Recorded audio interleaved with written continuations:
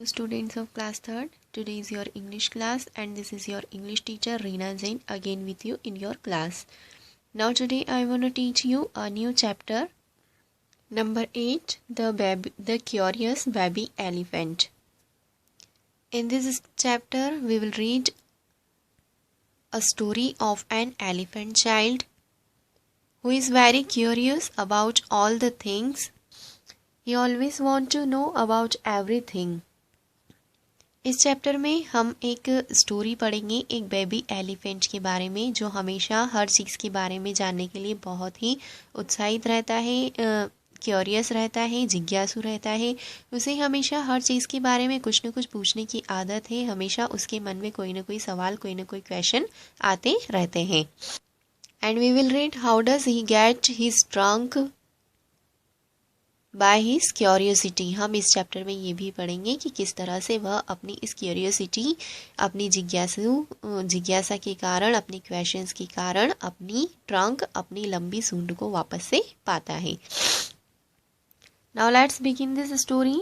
Why do elephants have trunks? Why do giraffes have long necks? Why does a monkey have a long tail when a chimpanzee does not? Elephant की trunk क्यों होती है, उसकी लंबी सूंड क्यों होती है, जिराफ की गर्दन लंबी क्यों होती है, मंकी की एक लंबी पूंछ क्यों होती है जबकि एक चिंपैंजी की नहीं होती है।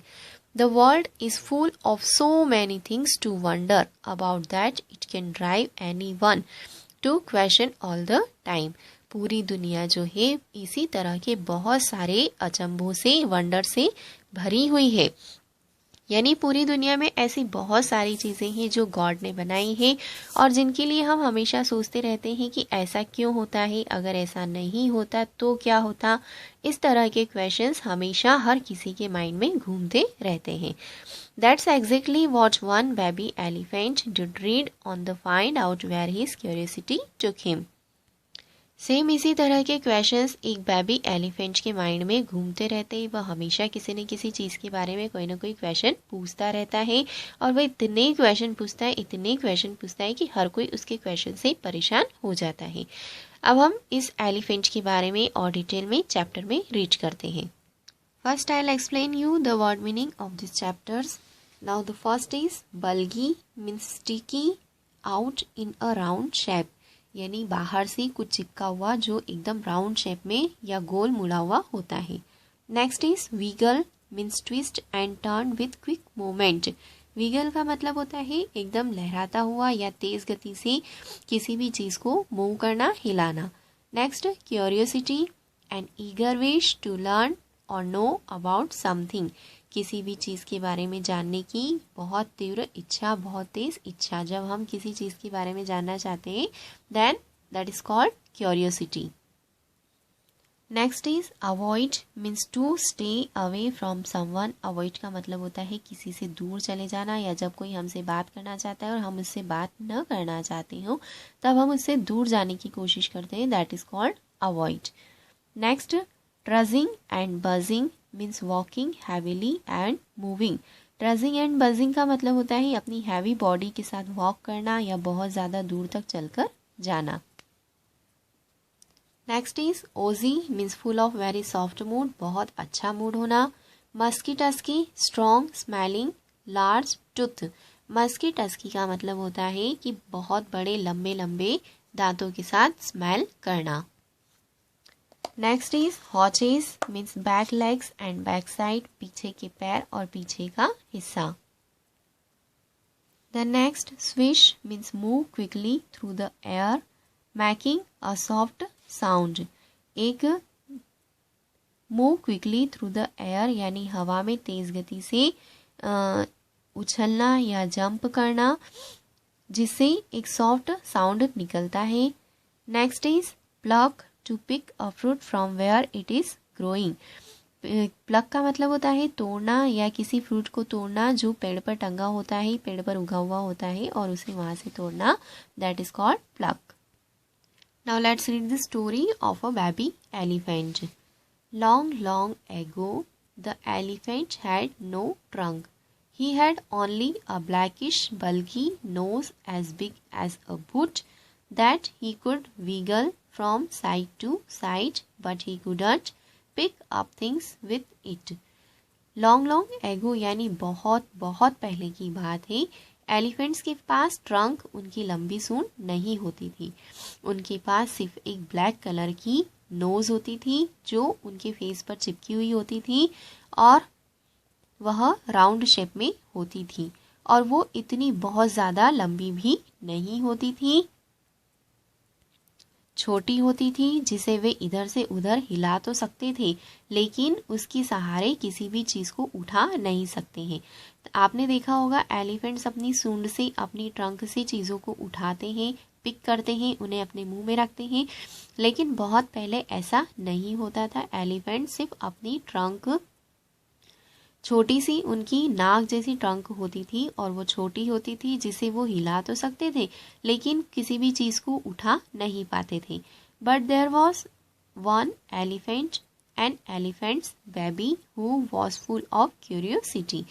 लेकिन तभी वहाँ पर एक एलिफेंट था और उसका एक छोटा सा बेबी एलिफेंट था जो full of curiosity means curiosity से पूरा भरा हुआ था। हमेशा वह किसी न किसी चीज़ के बारे में जानने के लिए उत्साहित रहता था। This means he asked many question, he lived in Africa and he field all Africa. Curiosity जिसका मतलब था वह उसके पास हमेशा कोई ना कोई क्वेश्चन रहता था, हमेशा सबसे क्वेश्चंस पूछता रहता था और वह अफ्रीका में रहता था और उसने पूरे अफ्रीका को फिल कर दिया था अपने क्वेश्चन से। विद दिस क्वेश्चंस उसने अपने क्वेश्चन से पूरे अफ्रीका को भर दिया था। He asked Aunt Ostrich why her tail feathers grew the way they did.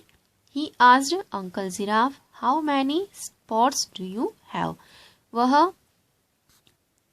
उसने आंट ऑस्ट्रिच मीन्स ऑस्ट्रिच से क्वेश्चन पूछा कि तुम्हारे ये जो लंबे लंबे फीदर्स हैं, टेल फीदर्स, पूंछ वाले जो लंबे लंबे पंख हैं, उन्होंने तुम्हें इतना बड़ा कैसे बनाया। उसने अंकल जिराफ से पूछा था कि तुम्हारी बॉडी पर कितने स्पॉट्स हैं। जिराफ की बॉडी पर ब्लैक कलर के स्पॉट्स होते हैं, तो उसने जिराफ से पूछा कि तुम्हारी बॉडी पर कितने स्पॉट्स हैं। Next he asked aunt hippo why are your eyes red. उसने हिप्पो से पूछा तुम्हारी आईज रेड क्यों होती हैं। He asked uncle baboon why do the melon taste so sweet. उसने अंकल बबून से पूछा कि तुम्हारे जो खरबूजे हैं उन खरबूजों का टेस्ट इतना मीठा क्यों होता है। इस तरह के बहुत सारे क्वेश्चन वह हर किसी से हमेशा पूछता रहता था।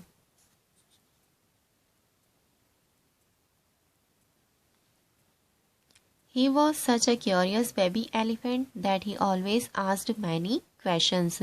वह सच में एक बहुत बड़ा क्यूरियस बेबी एलिफेंट था, यानी था तो वो एलिफेंट लेकिन हमेशा क्वेश्चंस उसके पास ढेर रहते थे और जिन्हें वह हमेशा क्वेश्चंस पूछता रहता था।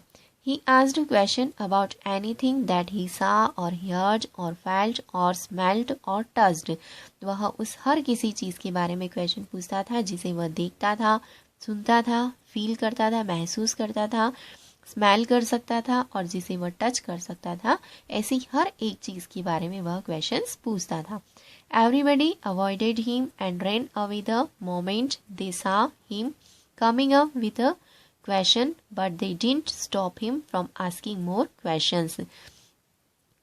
हर कोई उसे अवॉइड करने लग जाता था जब कोई भी उसे अपने क्वेश्चंस के साथ में उनके पास आते हुए देखता था तो हर कोई उसे अवॉइड करने की कोशिश करता था, लेकिन वे उस बेबी एलिफेंट को क्वेश्चंस पूछने से नहीं रोक पाते थे।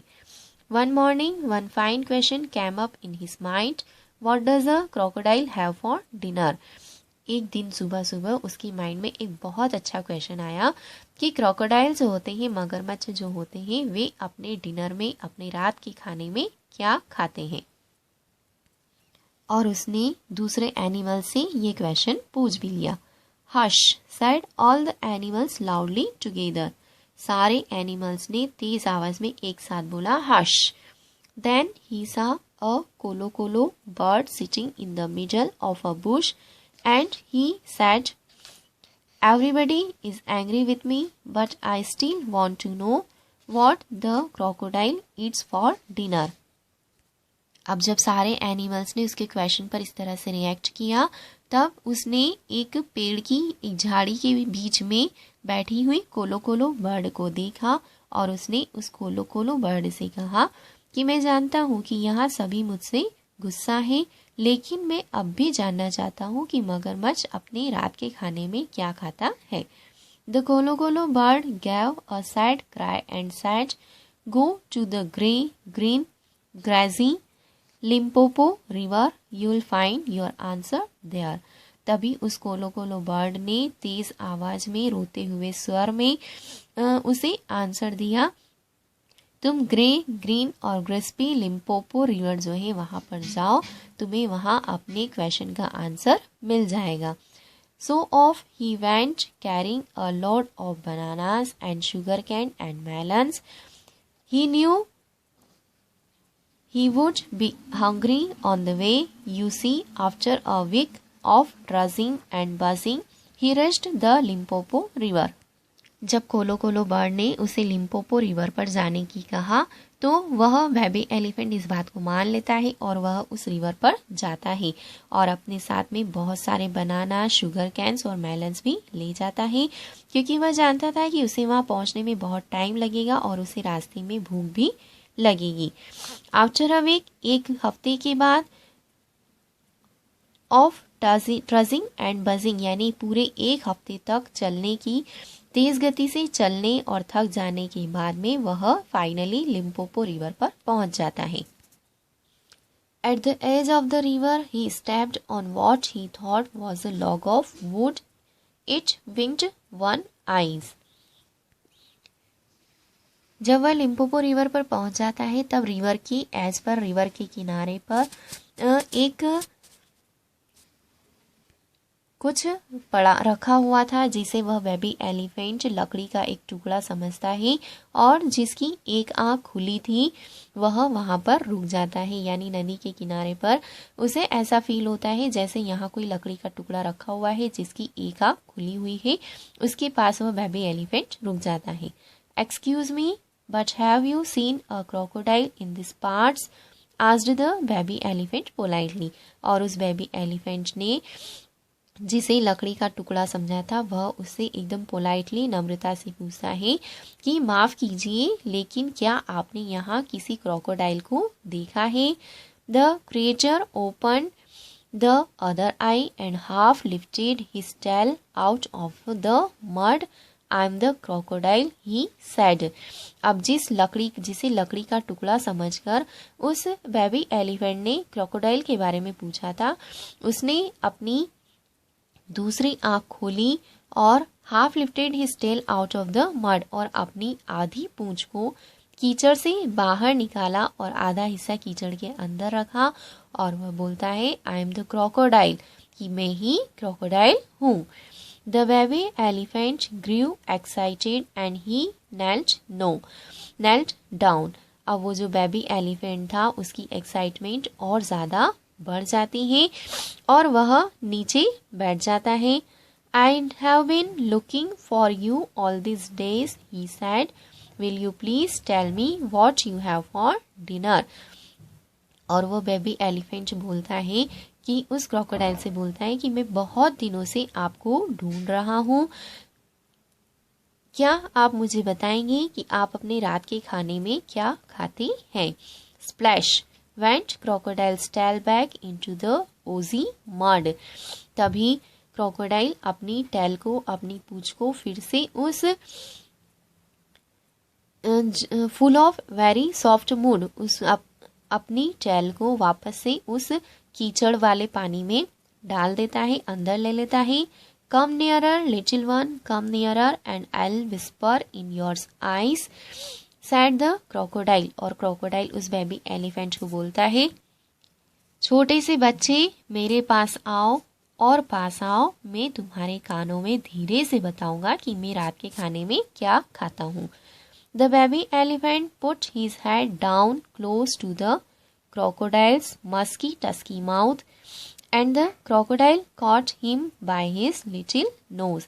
अब वो जो बेबी एलिफेंट था वह अपने सिर को नीचे क्रोकोडाइल का जो दांतों से भरा हुआ मुंह है उसके पास ले जाता है और क्रोकोडाइल उस बेबी एलिफेंट की छोटी सी नोज को अपने दांतों में पकड़ लेता है।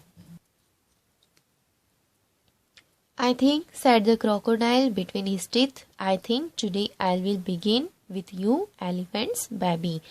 अब वह क्रोकोडाइल बेबी एलिफेंट की ट्रंक को, उसकी छोटी सी नोज को अपने दांतों में पकड़ लेता है और फिर क्रोकोडाइल उस एलिफेंट से बोलता है कि I think, said the crocodile between his teeth, I think today I'll begin with you, elephants, baby.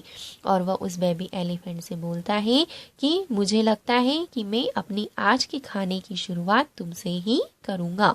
The baby elephant knew he was in big trouble.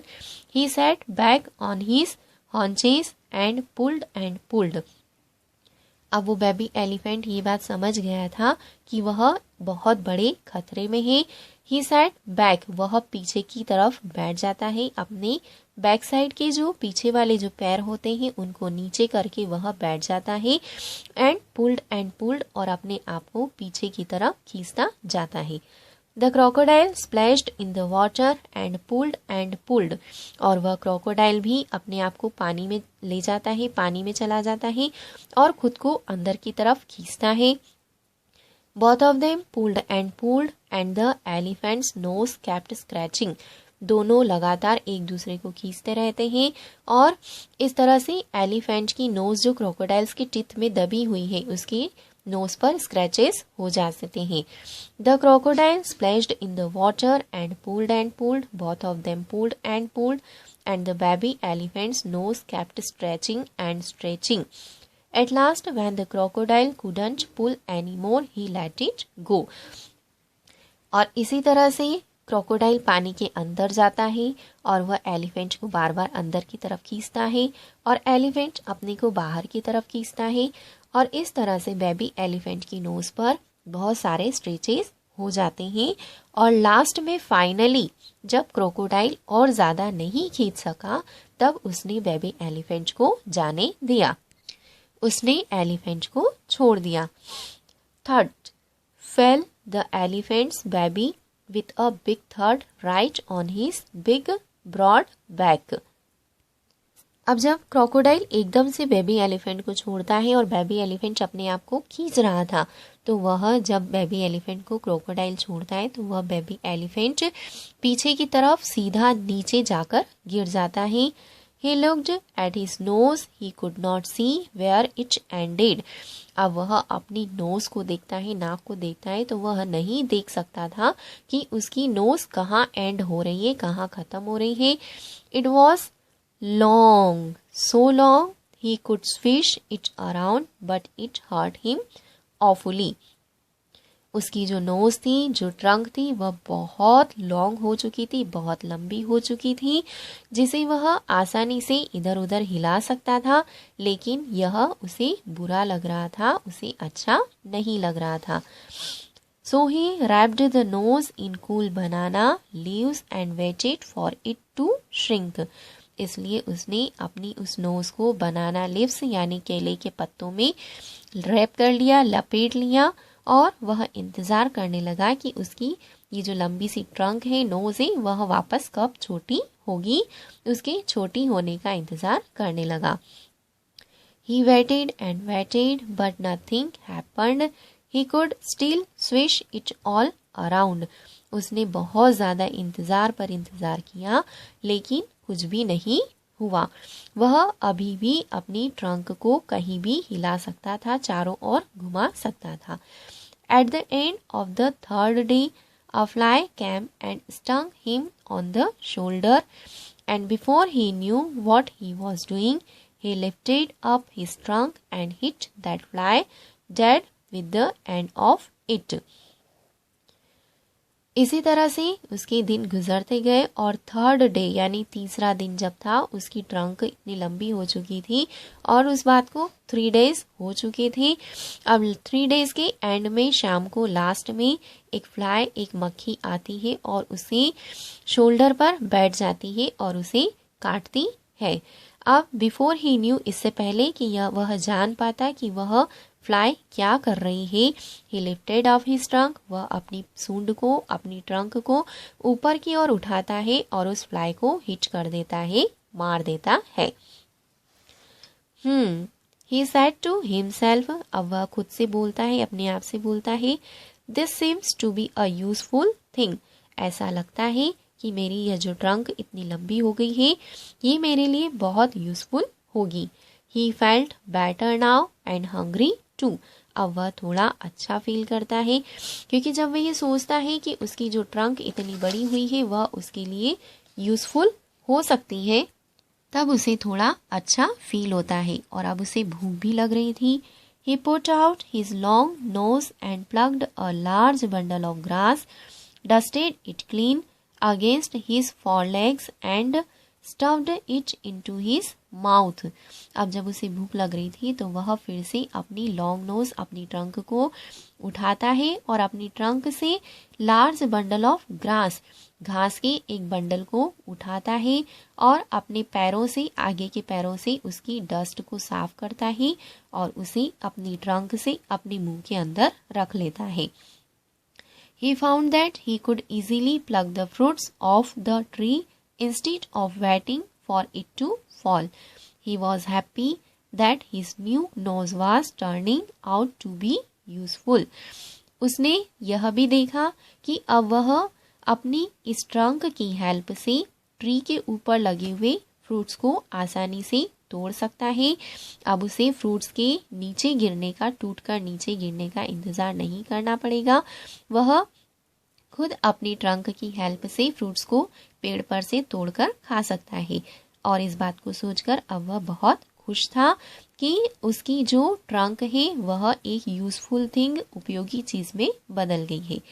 He went back to his family and had fun throwing water at his brothers and sister with his new trunk.